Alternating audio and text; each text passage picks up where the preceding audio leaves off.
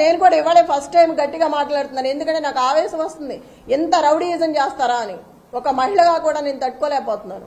తోటి మహిళలను కూడా ఇబ్బంది పెడుతున్నారు వస్తా అంటే. ఓటు వేయకపోతే రేపు మీ సంగతి ఉంటుందని నన్ను బెదిరించాడా. ఆ నల్లగా ఉన్నాడు, ఏం పేరు, నవీన్ యాదవ్ మనిషి, ఆ 150 మందిలో ఉన్నాడు. రేపు చెప్తాను ఈ సంగతి అంటున్నాడు.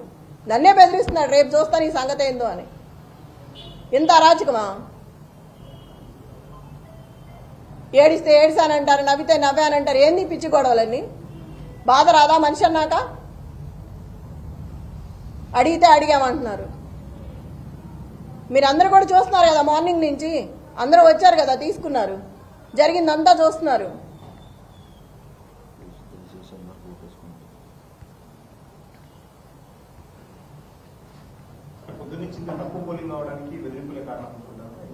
తప్పకుండా ఈ బెదిరింపుల వల్లే జనాలు బయటికి రావట్లేదు. రేపు ఇంటికి వచ్చి ఏం గొడవ చేస్తాడో, మమ్మల్ని బెదిరించి వెళ్ళాడు, ఇప్పుడే రావాలంటే భయంగా ఉంది బయటకు అని చెప్తున్నారు ఒక్కొక్కళ్ళు.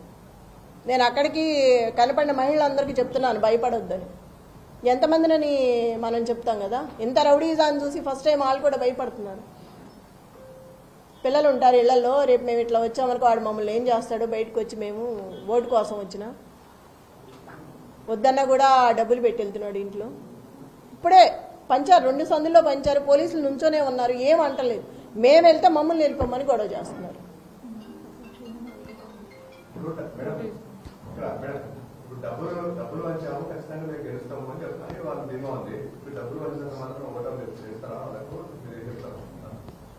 ఓటర్లు చాలా తెలివైన వాళ్ళు ఎటు వేయాలో వాళ్ళకి తెలుసు. కానీ భయపెట్టి బెదిరిస్తున్నారు కాబట్టి వాళ్ళు భయంతో బయటికి రావట్లేదు.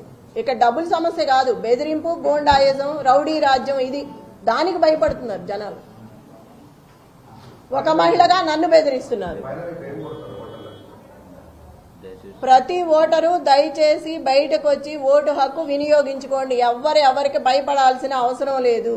మీకు అండగా నేను ఉంటాను. ఏ ఆపద వచ్చినా నాకు ఫోన్ చేయండి, మీ దగ్గరకు వచ్చి నేను నిలబడతాను. నేను మీకు అండగా ఉంటాను, పార్టీ అండగా ఉంటుంది. ఎవ్వరు భయపడద్దు.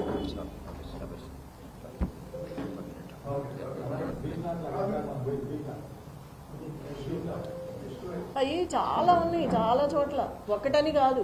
ప్రతి డివిజన్లో వెళ్ళిన చోట ప్రతి బూత్లో ఉంది. ఒక బూత్ అనేం కాదు, ప్రతి బూత్లో. Thank you.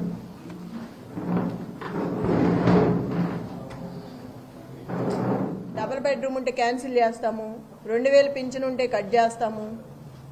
ఈ సవేరా ఫంక్షన్ హాల్ దగ్గర 150 మంది కూర్చున్నారు. బీఆర్ఎస్ టేబుల్ ఒక్కడు కూడా వేయనివ్వలేదు. వేసినా కూడా తీసి అవతలకు బారేశారు. ఎవరిని కూర్చొనివ్వలేదు. నేను వెళ్ళి అడిగితే గొడవ పెట్టుకున్నారు.